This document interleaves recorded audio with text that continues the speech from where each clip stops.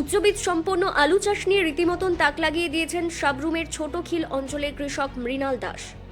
উচ্চমানের বীজ এবং আধুনিক পদ্ধতিতে আলু চাষ ফলন দ্বিগুণ ছাড়িয়ে গেছে। কৃষক মৃণাল দাস এআরসি প্রজেক্টের উদয় আলু চাষে বড় ধরনের সাফল্য। উন্নত মানের চন্দ্রমুখী আলু চাষ করে প্রশংসা অর্জন করেছে। কৃষক মৃণাল দাস রাজ্য কৃষি দপ্তরের সহায়তা নিয়ে উন্নত মানের আলু চাষ করেছেন।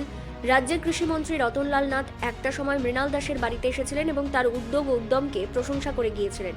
এবছর আলুর ফলন দ্বিগুণ করে অর্থনৈতিক দিক দিয়ে ভালোভাবে লাভবান হয়েছেন বটতলা গ্রাম পঞ্চায়েতের এই কৃষক। আলু চাষে সেচের কোনো অসুবিধে হয়নি। পাশে রয়েছে ফেনী নদী। ফেনী নদীর জল আলু চাষে জলের চাহিদা সুরাহা করেছে। তবে জল উত্তোলনের ক্ষেত্রে সোলার পাওয়ার ব্যবহার করা হয়েছে। কৃষক মৃণাল দাস জানিয়েছেন, উচ্চ ফলনশীল আলুর বীজ ব্যবহার করা হয়েছে। উচ্চমানের বীজ ব্যবহার করার ফলে আশাতীত আলুর ফলন হয়েছে।